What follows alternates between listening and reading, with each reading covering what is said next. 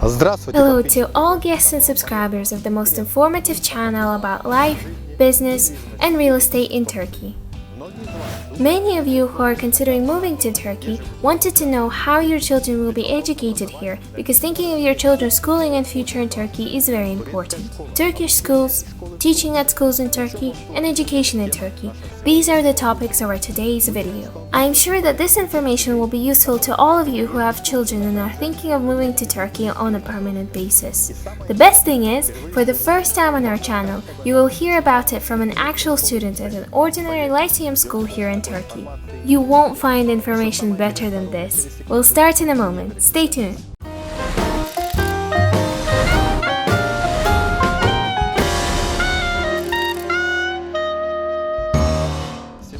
Today, I wanted to take this time to introduce you to our new permanent host on this channel, Niass, who moved to Antalya 3 years ago. We're hoping that his experience of a young man in a new country with a foreign language, will be interesting to listen to, especially for young children and teenagers who will be living here, socializing, and going to school in Turkey, as well as their parents who are thinking of moving here. We hope you enjoyed this video and support this venture with your questions and comments for your new host.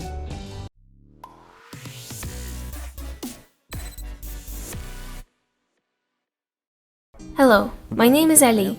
I moved to Turkey from Russia around 3 years ago and I go to a Lyceum school here.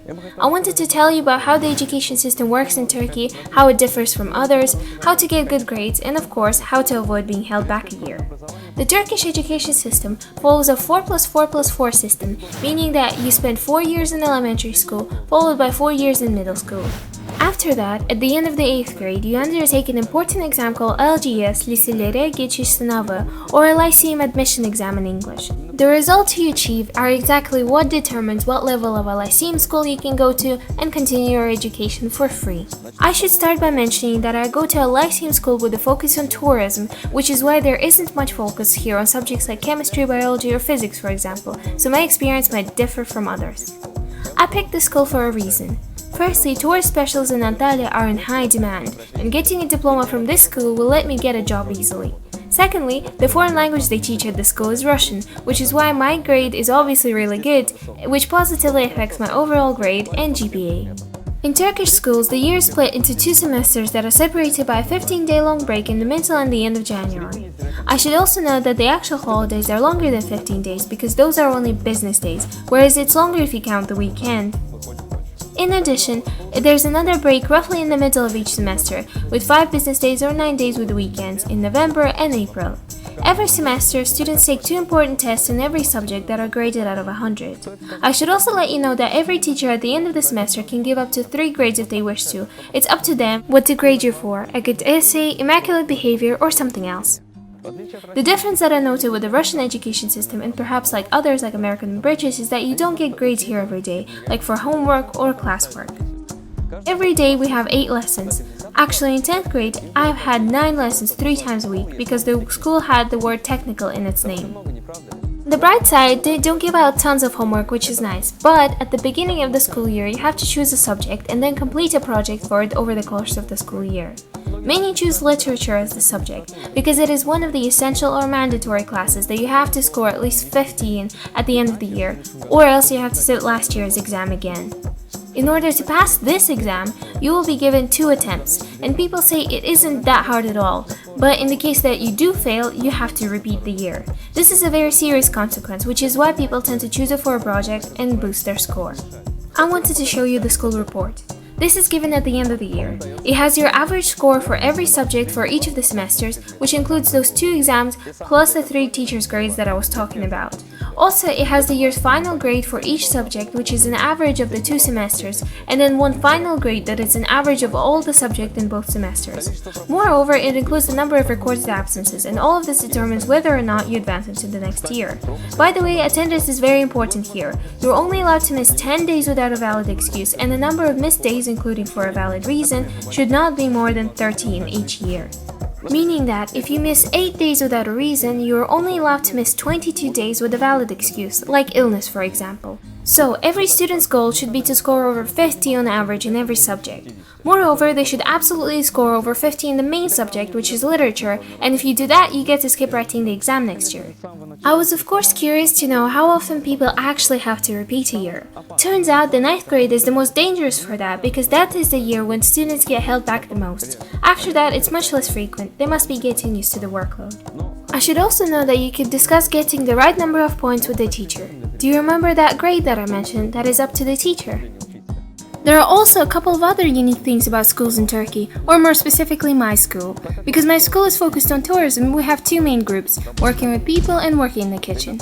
The latter group tend to spend a lot of time in the kitchen having practical lessons. They have specialized classes with kitchen equipment, and I've made the mistake of walking by one of these classes when I was hungry. My group, on the other hand, also has some interesting subjects, where we learn about how hotels work, how tourist minds work, the psychology behind them, and many more. We must be able to hold on conversation and speak well. This, of course, is useful for any job. One of the things unique to our school is summer placement that takes place after 10th and 11th grade. Students undertake them in a hotel, and there's a lot of them in Antalya. They say that how well you do during these placements affects your ability to find a job later. Hotels can easily invite a graduate to work for them if they were pleased with them during placement. However, I have not had a placement yet because last year the hospitality industry took a big hit because of the pandemic. I'm really hoping to work this summer though. It seems really interesting and earning money is always good. Oh, and also I wanted to tell you about one of the subjects that we had 2 years ago. It was called Sosyal Etkinlik, which means social activities or social interactions. During this lesson, we usually cleaned the classroom, did our homework, chatted to each other, or just went for a walk. I personally could have gone without it. It wasn't graded, and we ended up just wasting time. PE might be similar to what you're used to: warm up, run a couple laps, and play sports. For better or worse, our school doesn't have an indoor gym, so if it rains, we usually stay in the classroom and read books. Uniform for PE is mandatory, which might be similar to how it is in the US or any European school. I, for one, never wore it back in Russia.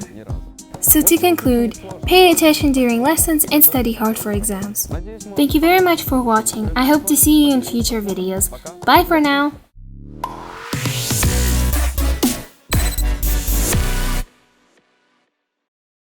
I really hope this information was useful for you, since it had many important details about studying at Turkish schools shared by an insider. We thank Ali for this fantastic video and info.